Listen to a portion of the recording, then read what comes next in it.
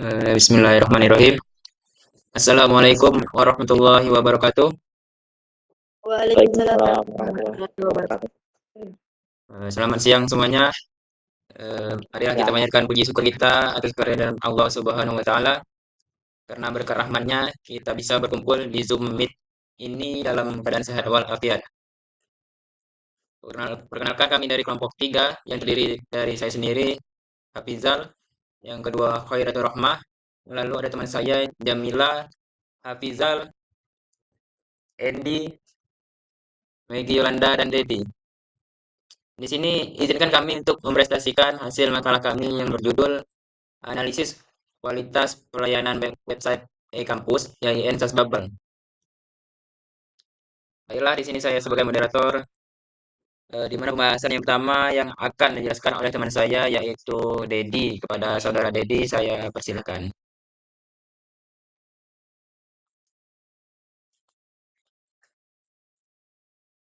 baik, terima kasih kepada moderator.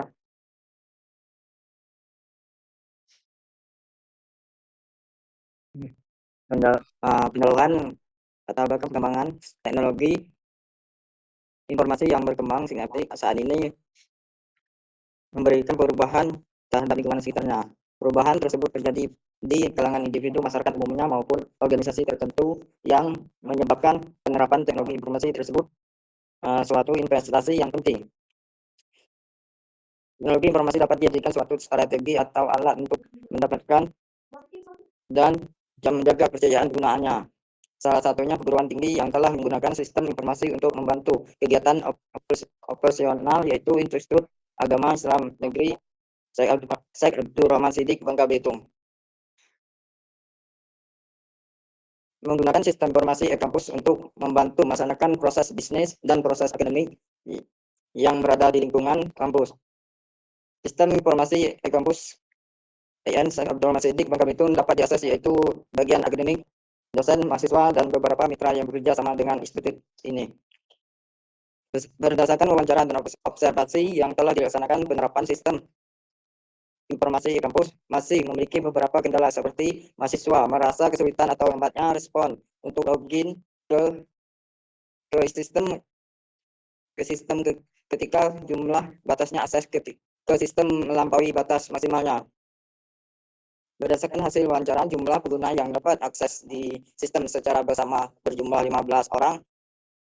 Permasalahan tersebut sering terjadi ketika saat penerimaan mahasiswa baru, penjadwalan penilaian, pendaftaran wisuda, pengisian KRS saat bersamaan. Selanjutnya, mahasiswa yang juga mengalami terjadinya error saat mengakses sistem melalui smartphone. Mahasiswa mengalami permasalahan berupa tidak dapat mencetak KRS, terjadi error pada saat sistem, dan tidak dapat mengakses menu yang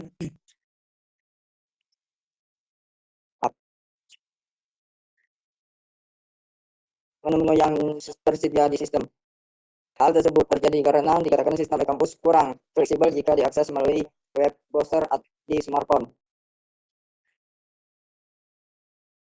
Menurut pandangan beberapa mahasiswa yang telah diwawancarai, dari permasalahan yang ditemukan dijabarkan penulisan tertarik untuk mengetahui sejauh mana tingkat kesuksesan penerapan e-kampus. Berdasarkan penjabaran masalah di atas, dilakukan penguji untuk mengetahui sejauh mana kesuksesan penerapan sistem informasi kampus dengan melakukan penerapan yang berjudul analisis kualitas layanan website e-kampus di YIN SAS Bubble. Penelitian ini bertujuan untuk mengetahui serta mengevaluasi dari sistem informasi website e-kampus YIN SAS Bubble dengan menggunakan kekuasaan mahasiswa sebagai subjek penelitian. Baik, penelitian ini bertujuan untuk mengetahui serta mengevaluasi dari sistem informasi website di kampus YIN SAS Bubble dengan menggunakan kekuasaan mahasiswa sebagai subjek penelitian. Juga ini mengkaji mutu pendidikan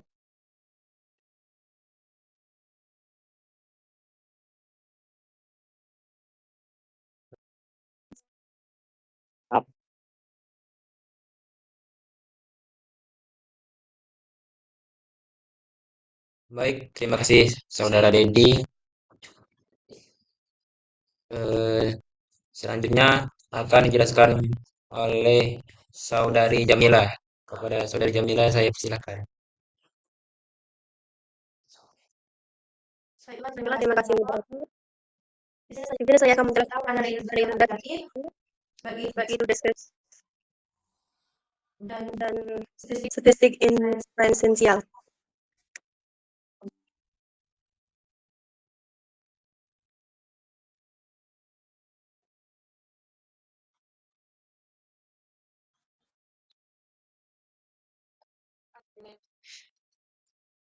Lanjut. Untuk statistik deskriptif, di sini kami mempunyai pertanyaan dan responden di mana ini sesuai dengan yang kami lampirkan. Kepalitannya 15, artinya semua pertanyaan dari 10 soal dan 15 responden semuanya dijawab. Dan untuk missingnya 0, artinya di sini tidak ada pertanyaan yang tidak dijawab. Untuk penilaian dari masing-masing pertanyaan dari 15 orang tersebut, pertanyaan pertama yaitu 1,53.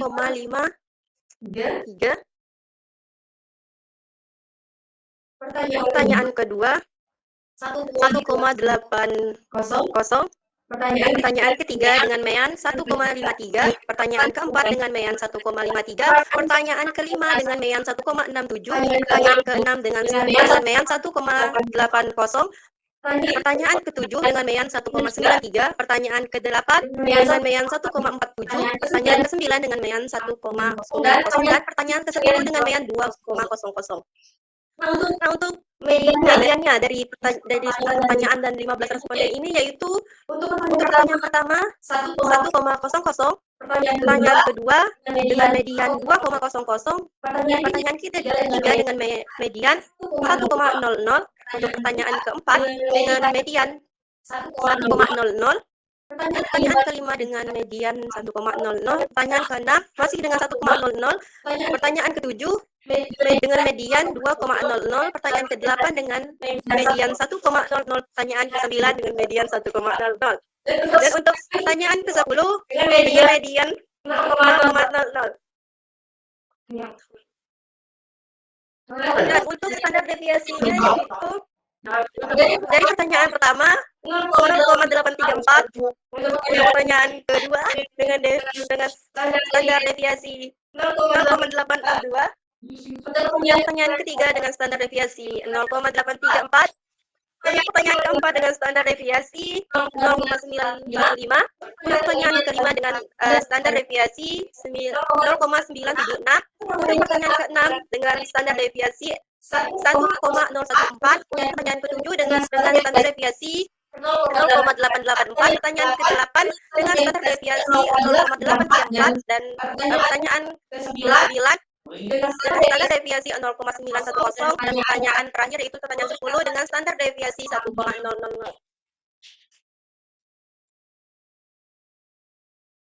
Untuk sampel satu pertanyaan dari jawaban iya, tidak, atau mungkin dengan perayaan total, maka pertanyaan pertama dengan persentase frekuensi benar yaitu ada 10 dengan kata iya. Kevalitannya 66,7. Persentase kumulatifnya 6,67 juga. Dan untuk tidak, persentasenya 2. Frekuensi validnya 13,3. Dan untuk persentase kumulatifnya 80,0.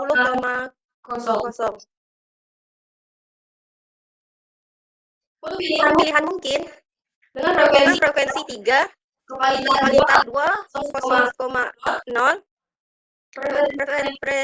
persentase kumulatifnya 100,0.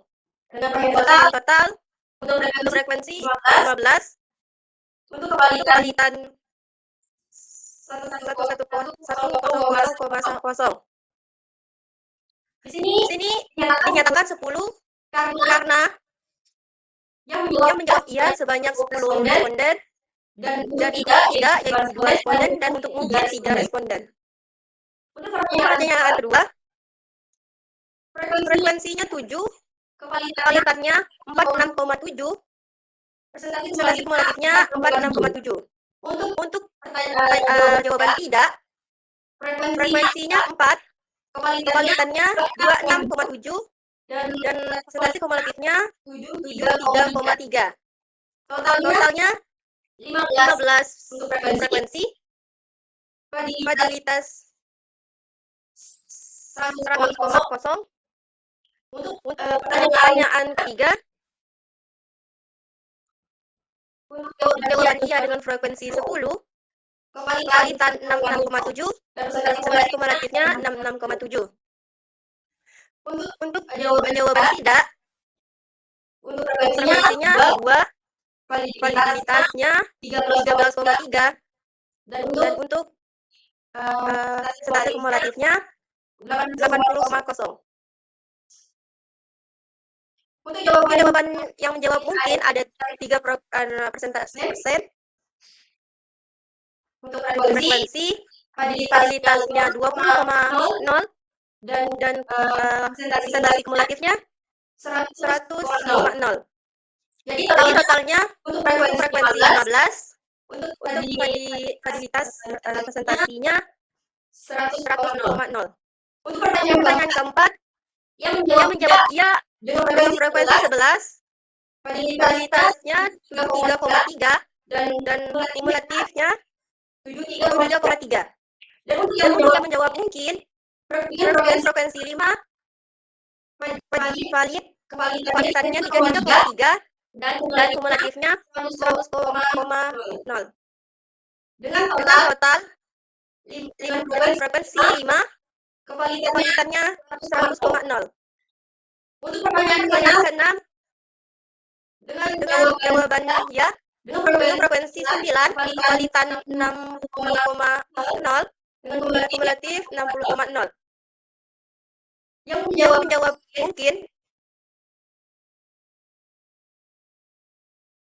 dengan frekuensi 5, kepalitan 33,3, dan persentase kumulatifnya 100,0. Dengan total 15, dan kepalitan 100,0.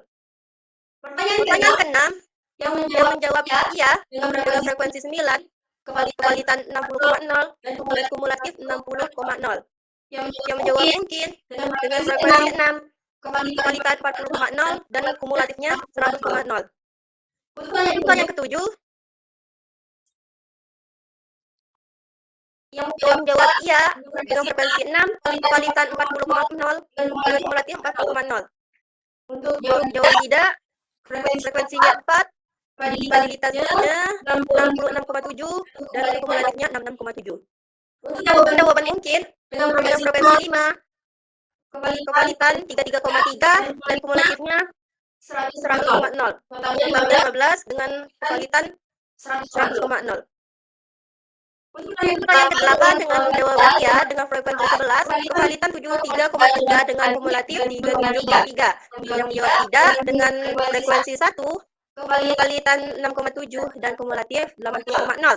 Yang menjawab mungkin dengan frekuensi 3, kepalitan 20,0 dan kumulatif persentasenya 100,0, dengan total frekuensi 15, kepalitan 100,0.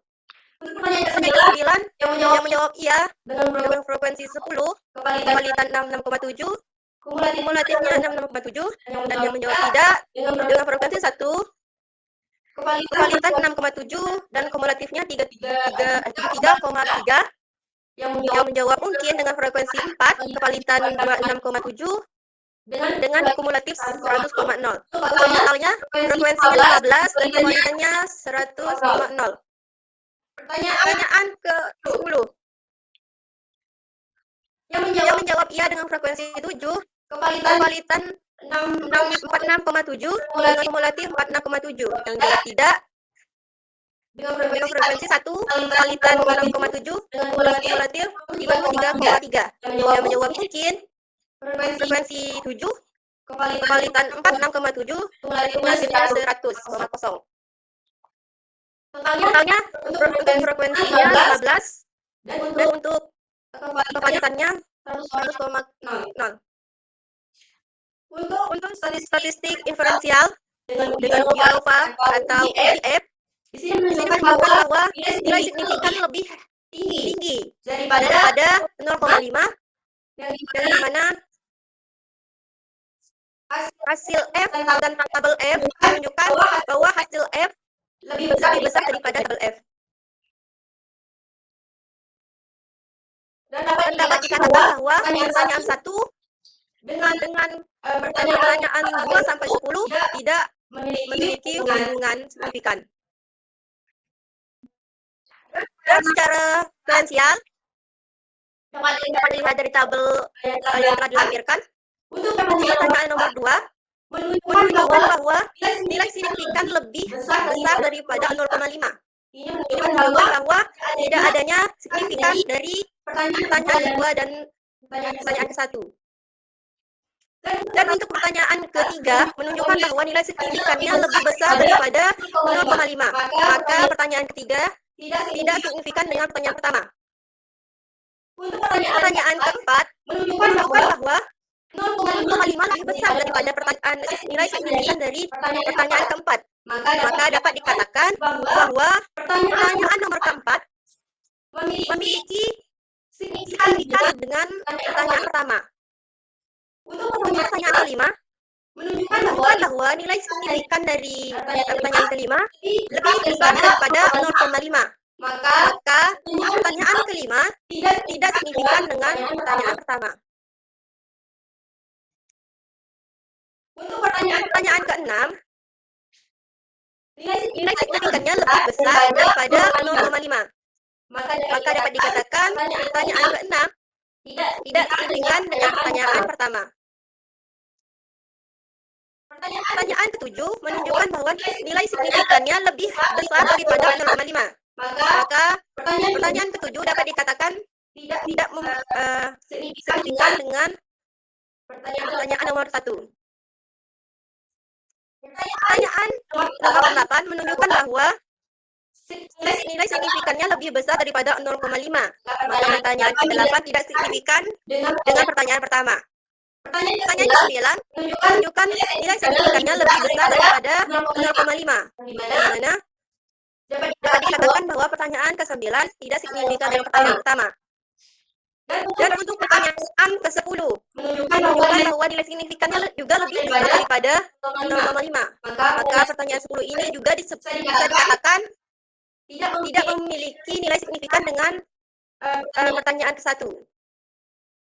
Di sini kami membandingkan satu pertanyaan, yaitu pertanyaan pertama dengan pertanyaan 2 sampai 10. Kesimpulannya hanya pertanyaan keempat yang memiliki kesignifikan dengan pertanyaan pertama. Dan untuk pertanyaan kedua, ketiga, kelima, keenam, ketujuh, ke-8, dan ke-9 dan 10 tidak memiliki signifikan dengan pertanyaan pertama. Dan dari diagram batangnya bisa dilihat kami melampirkan dua diagram batang dari pertanyaan pertama dan pertanyaan kedua. Dari diagram batang yang pertanyaan pertama menunjukkan bahwa ada 10 orang yang menjawab iya, ada 2 orang yang menjawab tidak, dan ada 3 orang yang menjawab mungkin. Dan untuk pertanyaan kedua, ada 7 orang yang menjawab iya, 4 orang yang menjawab tidak, dan 4 orang yang menjawab mungkin. Nah, dari diagram batang ini kita dapat melihat frekuensi pilihan dari 15 responden tersebut. Jawaban mana yang lebih banyak dipilih dan mana yang lebih rendah dipilih dari ya, tidak, atau mungkin tersebut. Baiklah, selanjutnya saya persilahkan kepada moderator. Baiklah, terima kasih kepada Saudari Jamila. Selanjutnya pembahasan ketiga yang akan dijelaskan oleh Saudara Endi. Kepada Saudara Endi, saya persilahkan. Analisis data kualitatif. E-Kampus adalah aplikasi berbasis web yang digunakan untuk mengelola dan mengadministrasikan kegiatan akademik di perguruan tinggi. E-Kampus dapat diakses dari mana saja dan kapan saja melalui local host, intranet, website, atau internet. E-kampus dapat membantu proses administrasi, penginputan nilai, pengumuman ujian, dan hal-hal yang berkaitan dengan akademik. Beberapa modul yang terdapat dalam e-kampus antara lain seperti pendaftaran calon mahasiswa baru, pembayaran mahasiswa, pendaftaran mahasiswa, pengelolaan administrasi akademik, familiarisasi data.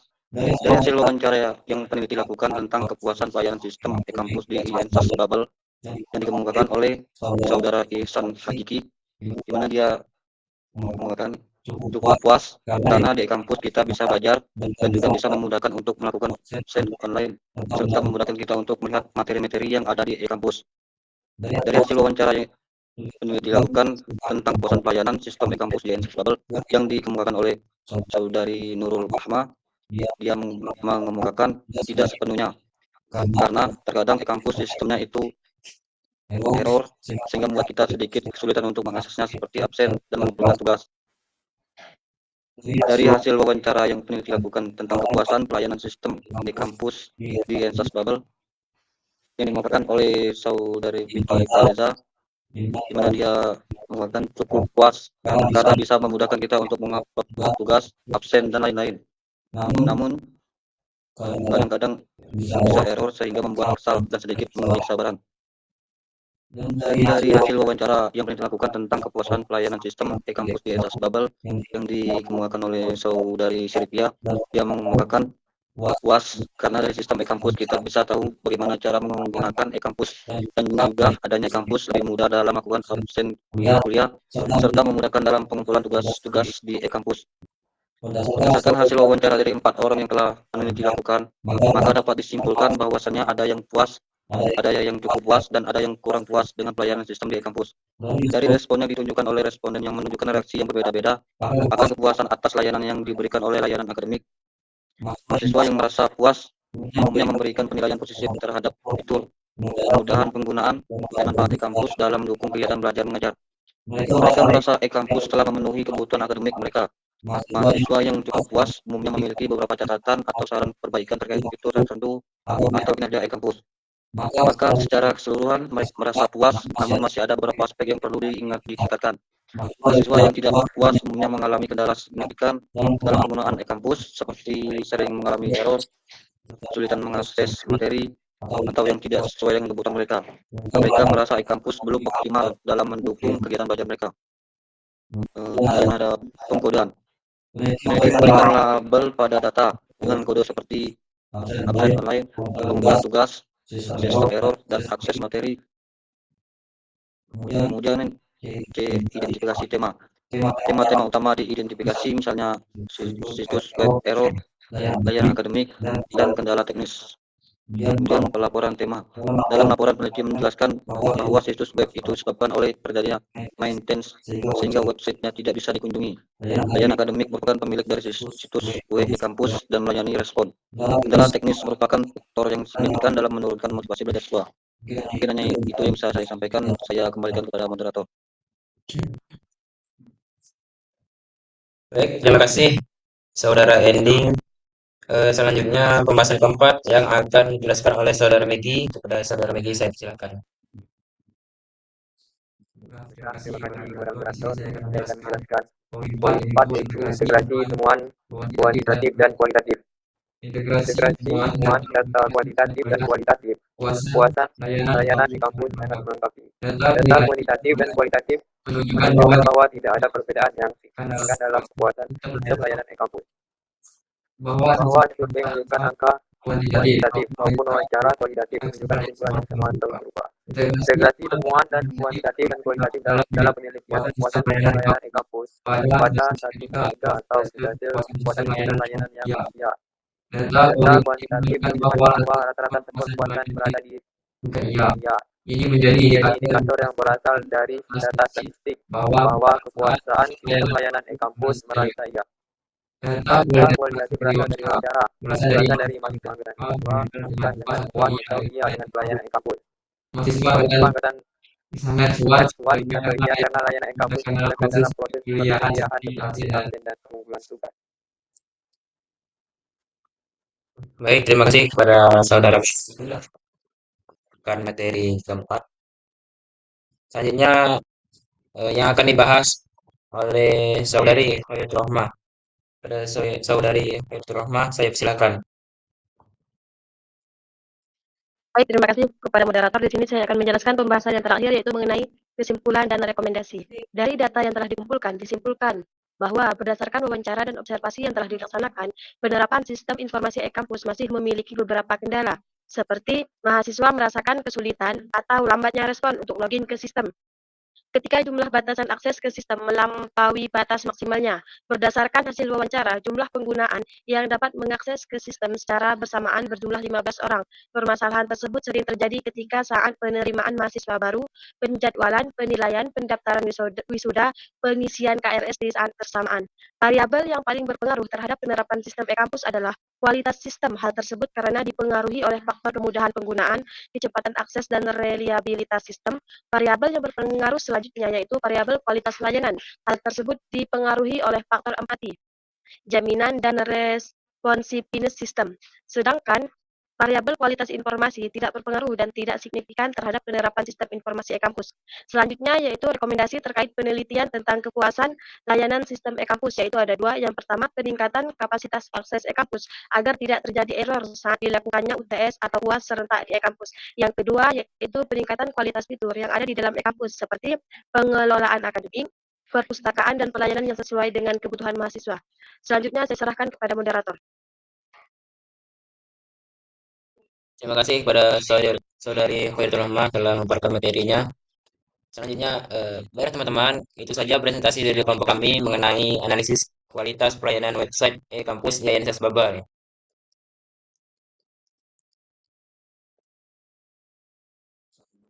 Eh, Jika ada kata-kata yang salah, kami minta maaf dan sama-sama kita mohon ampun kepada Allah Subhanahu wa taala. Saya akhiri wabillahi taufik wal hidayah. Wassalamualaikum warahmatullahi wabarakatuh.